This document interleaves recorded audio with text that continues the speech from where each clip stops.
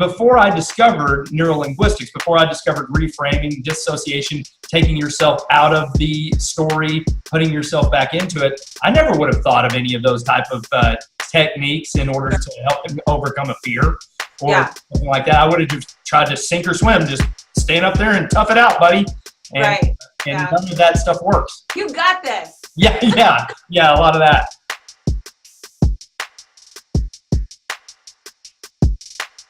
So are you ready?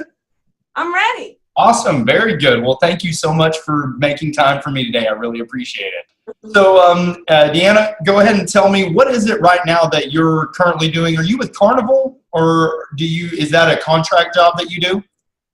Okay, so yes, I partner with Norwegian, not Carnival. Okay. Yeah. Sorry, Norwegian. Okay. It's okay. They're specifically it's contracts, just like you would have a contract with any other form of entertainment or a speaking contract or whatnot. So I don't work for them, but I work with them as a partnership agreement. And for me, I go out no more than 2 weeks at a time on a ship, and they can be ships all over the world, which is really fun because it exposes you to an international audience.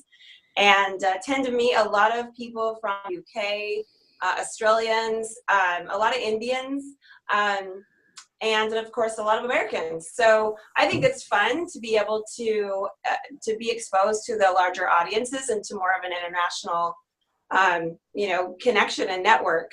And there's also a ton of people on the ships that are not American as well. So I think that's, I think it's great, to meet people from all over the world. I think that part of it's interesting. And then also just being a veteran stage performer, as far as hypnosis is concerned, it's the only kind of performance I've ever done as a profession. As well as speaking, and I think that speaking is a performance in and of itself, and hopefully you are performing as your most authentic self, and not as a performer, like a different part of you as a speaker. But I never was an actor or singer or dancer or anything like that, as far as as a professional. And so this bulk of my career has been 20 years on stage and in front of thousands of audiences. So as a performer, I think that you just kind of always need an audience. So I think it shows, just a natural extension of all the other things that I've done. And you're in Tulsa, Oklahoma. For years, I performed in Tulsa as one of the stops along my tour. And I have a ton of friends there, actually, that are friends of the show. Sure. And so it's just, to me, the ships are just an extension of the opportunities, to connect with people. Right. So I am curious, and this is something that I always ask anyone who is an NLP practitioner or a hypnotist. When you first discovered hypnosis, was it an accident, or did you see it and you were like, I want to know how to do that? Clarify, first discovered. Yes, right. So for me, I discovered it accidentally working with people, wanting to help them change beliefs and ideas. And I kind of stumbled upon finding linguistic patterns. And so I kind of found it. It wasn't something that I went looking for. I just discovered it. I definitely went looking for it. Once I knew what it was, I honestly just thought of hypnosis as something that people do to quit smoking. That was really the extreme limited understanding of what you would even use hypnosis for. And I always thought of it as a therapeutic thing, not like, oh, it could be hypnotized, which is funny because a lot of people have that stigma still of, all of the silly, mysterious ways that they think hypnosis will affect you. I never had that preconceived idea, so I always thought of it as a therapeutic thing, but particularly quitting smoking. I was a single mom and kind of got out dating again, and one of my friends set me up with a hypnotist. So that is actually how I learned what it is more extensively. And then after that experience of dating that particular person, he's someone who is very well respected in the industry still today. And he was an amazing part of my life. And I feel very grateful for having sort of that intersection, because it completely, had that not happened, there would not be an entire livelihood that would have happened afterwards. So for that, right. So for that, intervention, if you will, divine intervention. We weren't meant to be together as a couple, and he's moved on to a really amazing relationship, and so have I. But we were meant to have that exchange, and it changed my life. Wow. So I think that when I was having the experience, it wasn't life-changing. I just thought, oh, this is fun. And he was a stage hypnotist, and so I just saw the opportunity. And after that is when my life really changed, because that's when I did my own implementing. I'm a real performance girl. I've become that. And performance as in my fitness, my actionability on anything that I want to execute on, like a goal. I'm very aware of what my actions are and how I'm feeling about it. So I have a very focused sort of performance energy, if you will. And so I think that was when it became life-changing, is when I decided to make this part of my life. And that's what I enrolled in hypnotherapy training and NLP training. I took HNLP training, which is humanistic neurolinguistic psychology. Yes. And that was an amazing experience with Gary Day Rodriguez, who was my trainer back in the day. And it has more of a little spiritual take on NLP. Sure. But from the get-go, my whole focus was to get out and perform, but do a show like I had not seen one. And to me, that was more about being super creative, like having a storyline instead of just do this, do that, do this, do that on stage, having more of a flow and a storyline, like a reason. Yeah, good snaps. You like a good snap? Yeah, you got a good snap. And also having threaded through the entire thing that motivational feeling, where it's the whole idea of like, okay, you're watching this, what else can you do with it? Right. I always want people to leave with that question in their head of, okay, what else? Yeah. So to me, the entertainment part of it is a very small part of what I do, even though it might seem from the outside it's a big part of what I do. I'm less focused on that than I am on how can people change their lives to make them better, and more focused on what they want to be doing in their life. Yes. Not following someone else's dream, but following their own that was placed in their heart. So I like that idea to be threaded throughout the performance. So they have those takeaways. I think that hypnosis is largely just that, is that the story that we're telling ourselves, just changing the narrative just slightly. Oh, and I think hypnosis as a whole is overlooked, that we create our own hypnosis, right? So Absolutely. You don't have to be hypnotized by a hypnotist. Correct. You are basically in and out of that state all the time, and you're creating your own hypnosis with your own habits and the beliefs that you're following. So for me, honestly, I chose to, let's change the languaging on that. Yes. To really break out of my own fixed paradigms, and I still am working to do that. I hope that I always am. Although, let's be honest, it feels really good when you get to coast for a little while, like you have a breakthrough out of and you go, oh my gosh, and that's what we would refer to as the light bulb moment. And then you get to coast for a little while, like, woohoo, I'm great, life is good, like I know what I'm doing now, Yeah.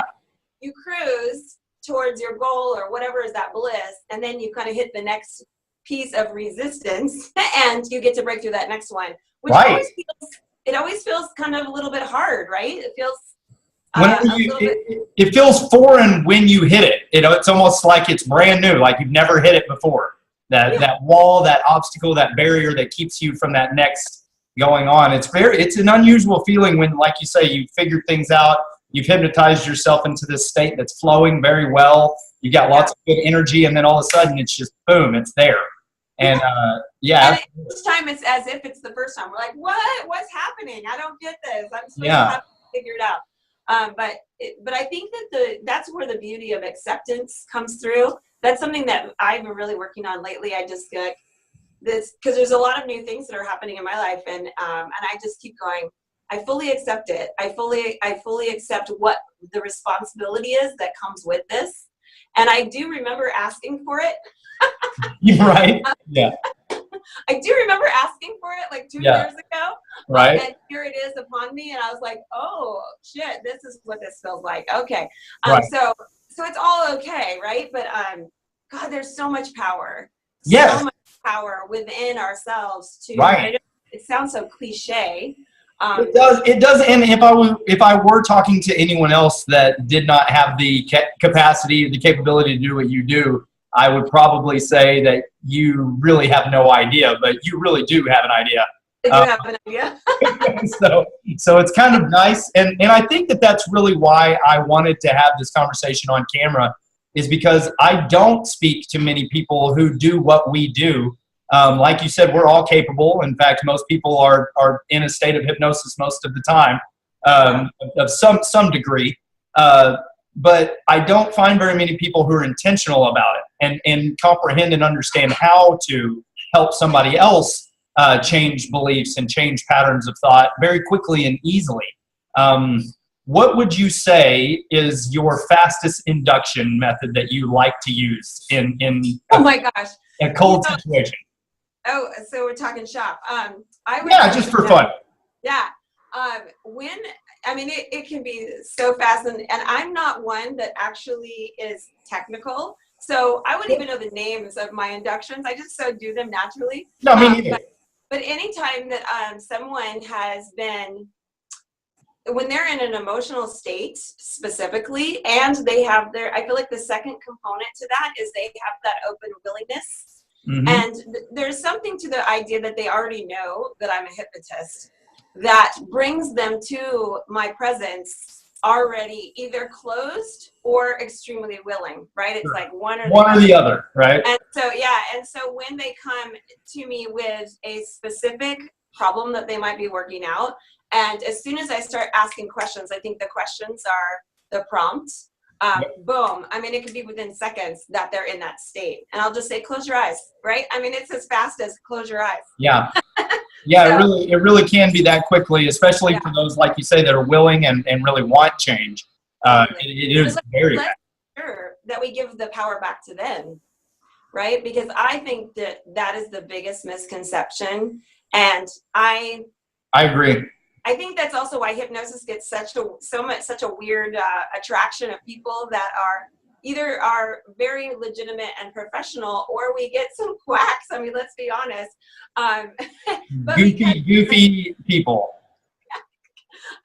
I'm not really into that side of it. I really love all the therapeutic side of what hypnosis can do, and I'm constantly a fan as well, even though this is what I do. That's why I'm a fan of yours, is because you do the entertainment aspects, but you strike me as somebody who is more therapeutic in the nature of how you conduct your practice. And I am too, but I know that there is money in the entertainment side, and I do know that people do enjoy the entertainment aspect. So your career fascinates me. It fascinates me too. The twists and turns are what fascinate me. Yes. I do think that in what the profession is right now, we were just talking about this recently. I saw some dialogue on Facebook, and how there's not many women, in this profession as a stage hypnotist or also as a corporate speaker. And we've been alone hanging out together for 20, 30 years. I've known some women that have been viably pushing their career for 30 years. Watching that happen, it's pretty exciting, but it really is a small handful of women. And then I started a group about, I want to say it's been maybe 6 years ago now. I started this group called the Successful Women of Stage Hypnotists. Oh, awesome. And it wasn't some like brainiac idea on my part. I just wanted to know who else was out there. It was I started it. It wasn't because I want to start this big business networking training. No, I just wanted to know who they were. Yeah. And I felt like they would start to come out of the woodwork, because I figured there's probably more than I realized, but because I don't maybe see them in the mainstream. And I think it's so interesting how, who we think are famous or popular, there's a lot of people doing a lot of really amazing work that only small groups of people know, even though they still have a huge following. The world is so big. Yes. You know what I mean? So I'm learning that, these women have been doing it as long as I have. So I think the group now is around 80 women in this group. Oh, and that's fantastic. They represent worldwide. And I have a list of men that are wanting to get into the group, and I'm not discriminating. Of course they do. I really want to know. I want to know the women, So Yeah. we haven't opened that up, and it's just a little. It's not anything that I do as a business, but I like to know who the women are and what they're doing. That's great. I think that that's awesome. Yeah, I think the representation is good. And I think that we have certain abilities as female energy on stage that we can explore that maybe men have a more difficult time pulling off. And typically I'll hear feedback from audience members. They'll go, I felt so comfortable with you. Yes. I felt like I trusted you. I felt that way in watching Virginia Satir work with her, a lot of the people that she worked with. That's actually whenever I first became fascinated with the therapeutic side of visualization, neurolinguistics, and things like that, was watching Virginia Satir work with people. And to me, her presence, there was trust. I mean, just immediately. And I do think that is a female quality, and it's really nice to see. I think that it can be feminine energy, right? And so for the men that are watching this, it's totally cool and okay for them to bring on that feminine energy as well as the masculine energy, because I don't think that as female performers that we are any less powerful just because of that feminine energy, because there's times when I use that as well, like more of a powerful presence opposed to a lulling, trusting, sweet, presence. I kind of go back and forth, but I think the men can do that just as easily, but maybe they just haven't as much. Yeah, whenever men are put in the social situation where they're kind of given control, they don't have a tendency to find much necessity to earn trust. And I think that that's probably what I've seen most in the creepy performers, that it seems like that they don't take any time to develop trust, nor do they see a need to, because I'm the guy that's in charge, so, and that's what kind of, I think that is probably why I prefer some of the female entertainers, and like I say, their energy that they bring to the stage, because they don't take it for granted that you're just going to trust them. They earn it. Sure. I think that anyone, though, that studies personal development, leadership, any kind of mindset growth, communication, that they soon learn that trust is a huge CEO quality. You need to be able to have trust within your team to really be able to grow a strong team and structure. And I think that any managerial supervisor position, they know that as well. It's a real strength to be able to know how to develop trust quickly and easily, right? And we certainly do that on stage with people you don't even know, and then boom, within minutes, they're allowing you to hypnotize them, So I would encourage any hypnotist that wants to perform to really study what it is to have trust communication, with the audience. Yeah, not to be trying to develop rapport for rapport's sake, but to understand how to actually earn someone's trust and how to utilize it, and then turn that power back over, like you said. That's such an incredible. I love what you just said. So I think NLP gets an interesting perspective too, because a lot of times people think of NLP as a sales tool, That's what I get hired for, to use it to teach. Right. Yeah. And so it's as if you're learning it only to be able to manipulate a conversation or to manipulate a sale. And I think that that has everything to do with the energy that we're bringing to the communication. 100%. And that when you're coming to the exchange with truly the energy of wanting to help and serve and provide an exchange of service or energy or something's if you're selling them a product, even it's going to help them truly. And that's what the conversation is about, not so much about manipulation. Yep. So NLP, I think, oh my gosh, when I learned NLP, that was such a total game changer. That's what it says on my shirt. I love hypnosis, but man, the two combined are completely amazing because NLP is so fast. And you can reframe so quickly. And I love some of the things that you've shown with your son. How old is he? So Jace will be 10 August 31st, and he is an incredible reframer. And it shows that he has a lot of trust with you, or at least open-mindedness. Like my daughter's 10 as well. She's going to be 11 in a couple weeks, and we practice these tools as well. But your son seems to be very open to experimenting and just getting in there and like really participating in reframing. Or my daughter's a little bit more like, she's a little more fixated on what she doesn't want to let go of, right? Like if she's shy, or she'll give me all these reasons as to why it can't change. Right. You know? So I just want to commend you on what a great job you're doing. Well, thank you so much. You know, it was in listening to one of Bandler's conversations where he was talking about phobias, and that sometimes he would, when he was first developing the visualization techniques, he would ask people what they saw when they would get afraid, and would have them walk him through it. And there was a few times he would just ask the person, well, how do you know that you're afraid? And I think that was, like you said, one of your favorite inductions is to ask questions, and it's almost immediate. And I noticed early on that whenever I started asking my son questions, it was pretty fast, that just asking him a few, like, how do you know that? And different things like that really got him to start to engage on a level, because I wouldn't necessarily judge it. I just wanted to know how he formed beliefs. That's all I was trying to access. Okay, I'm gonna think about this a little more and apply some new perspectives with my daughter. I think it's just such an important. When I learned all of this back in the day, I thought to myself, I've had kids since I was an adult. Like I had my son, my oldest is going to be 29, and so I had him at 20 years old, and my entire adult life. So young. I've had a kid on my hip my entire adult life. Right. And I have 3. And I remember when I learned, he was probably about 7. Well, he was 4 when I first started dating the hypnotist that I shared. But he was 7 when I started going to school, to hypnotherapy training.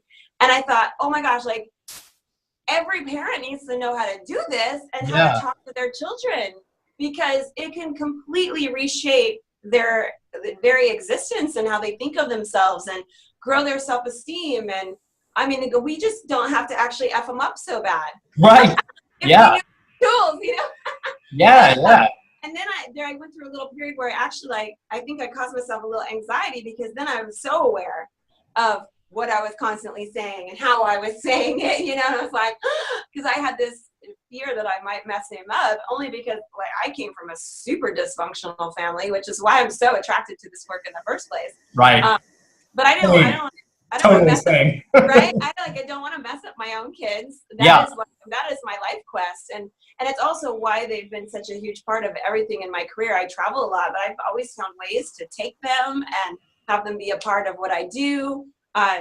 My oldest used to sell merchandise, you know, at the table. I remember actually in Tulsa, and helping people quit smoking when he was 10 years old. So, and he's now a firefighter paramedic. But I find ways to weave my kids into it.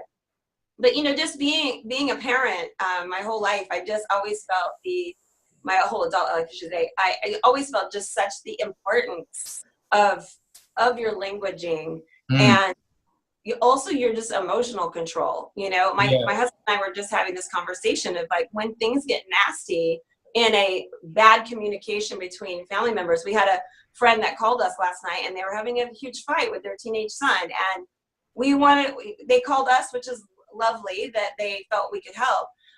But so much of it goes wrong out of fear, because you want so much for your children to do their best and to have a great life. And then when they do certain things that you don't understand, you know, everybody gets flared and freaked out. Yeah. When we can just calm down and be able to think rationally and like have tools to where you go, okay, I get that I'm freaking out right now, and I'm going to calm down. And you have trigger words, right? That you can implement. And I mean, it just makes you so much of a better communicator, which makes you a better human. It does. I remember when it occurred, I was learning how to read micro expressions, and I got on to my son about something, and I read on his face guilt, and I just felt terrible. I turned around and I was like, hey, you know, you don't need to feel badly about this to make a good decision next time. You don't have to feel like you're a bad person. You know that I think you're a really great person. And he kind of looked at me and said, yeah, except for whenever I do that behavior. And I was like, no, even when you do a bad behavior, even when you mess up, even when you do something, you're still loved and cherished. you're still amazing. You're still a good person. You're still a great person. And we don't necessarily know what went into that decision, but you don't have to feel guilty about it. Now that you know it was not a good decision, that information can be enough. Just that. I love that. You're doing a good job. Oh, well, thank you. I think that most likely you are as well. You know, This is by the day. yeah, right. Well, I have a bit of a fear of heights. It's not bad. I actually, it's manageable now. I have enough that I'm comfortable with because falling still scares me. So my son. Shall we go jump out of a plane? Yeah, well, I'll do it. I'll do it just to say I did it. But my son inherited my fear of heights, and we actually cured it through a technique here in the kitchen. Whenever I just gave him the option of seeing if maybe he was afraid of the idea of heights or if he was actually afraid of heights. And so we kind of just ran through a few things. But before I discovered neurolinguistics, before I discovered reframing, dissociation, taking yourself out of the story, putting yourself back into it, I never would have thought of any of those type of techniques in order to help him overcome a fear or something like that. I would have just tried to sink or swim, just stand up there and tough it out, buddy. And, none of that stuff works. You got this. Yeah, a lot of that. Yeah, and that stuff isn't nearly as effective as activating mirror neurons and getting people to accept and visualize a successful outcome. It's just not nearly as effective. I agree. Telling somebody good luck is not nearly as beneficial as saying, here's how it would look if you were successful at completing it. Sure. But we also just say things like that off the cuff, or if we're in a hurry, or, you know what I mean? Is you say these cliche things that like have no meaning, have no meaning whatsoever. But yeah, we just take the time with one another. There's so many things that you can implement in such a short amount of time. I love that idea of being able to have the tools to just, like we said, somebody that says, I have an issue, and that quick, just help them be able to reframe it in a very positive way it's not just a pep talk. It's literally, literally a mind shift. Yeah, we are going to use our skills and there will be a change that happens, but it will be all you that does it. Yeah, that's true. Yeah. So fun because you know that it's fun to be utilized as a very useful tool for a situation, and that's what I tell people is that I'm nothing more than the tool that we're going to use to get you to where you want to go. I love that. And that feels very good. It feels good that I'm useful, but not the most important factor. For the sharpest tool in the shed. Yeah, there you go. Absolutely. So one or two more questions, and then I'm going to let you go enjoy your day, okay? Okay. So first of all, if somebody were wanting to reach out to you to hire you, how would they do that? Well, you're going to go to my website, and I'm all over the place. So DeannaNunez.com, as well as on Facebook. Spell that for everyone? Oh, yeah. Should I slow down? Well, it's got the apostrophe in there, so. Yeah, and you can also, it's easier to go to vitalmindcoach.com. So VITAL, vital, mind, MIND, COACH, coach.com, Vital Mind Coach. Or my name is DEANNANUNEZ, DeannaNunez.com. My brand is Vital Mind Coach, and it's all about vital mind, performance, energy. Focus on whether it's for your business or for your life. I just love the idea of vitality. It's pretty much the number one thing that turns me on about life is having vitality. And I love the idea and the execution of having that spark or glow that you apply to different things. And I think that it's something that we can all remember to apply. Even when times are tough, it's a little bit more challenging because you got to be able to get yourself out of the space of the energy that you're in. But that's what I teach, is how to create that shift, easily and effortlessly. So I thank you for giving me the opportunity to share my website and what I do. I love what I do, and I hope that I have many more years of doing it. Yeah, well, it sounds to me like you've definitely got plenty of more years to do it. Last thing before I let you go, both of us seem to be very optimistic and positive people who encourage others to take control of their lives. And Yeah. my slogan or my tagline is to be your own hero, and it's kind of the message that I like to give to everyone. Do you have anything that's kind of your message that you like to give to people and anyone who's watching, your words of encouragement, your message for the general audience, for the public? Oh, my little cliche line that I always like to say is just to wake up your best. And I think that what I truly mean by that is to get out of your own way, your own trance. So often we're so entrenched in our habits and the way we're thinking that we can't really wake up from that, but we can. That's the whole point, is to wake up your best. It's in there, and it's just waiting for you to like wake it up and go, hey, let's play. Let's show up to the adventure today. Awesome. So yeah, your message is to wake up and wake up. I love it. Well, most people think that as a hypnotist, I put them to sleep. Yeah. And I had a client one time that said, and she was a business client, which I loved because she kind of didn't fit the profile. What people think, most people that think they're going to go in and have hypnosis sessions, it's, to fix something. And that's when years ago I made the shift to realize that it's not about therapy specifically, it's about performance, and it's about helping that person have a boost and get to where they want to go faster and easier. And that's truly what I do. But she's the one that said that. She goes, when I think about our working together, it wasn't so much that I was going to sleep in hypnosis. It was like every time we did a session, I would wake up my own talents and abilities. And I don't think there's any greater gift. I love that. Awesome. Deanna, thank you so much. This has been such a great interview. I really appreciate your time today. Thanks so much for having me. You have a really great day yourself. All right. And then next time we talk, hopefully it'll be in person. All right. All right. I'll talk to you soon. Okay, bye. Bye.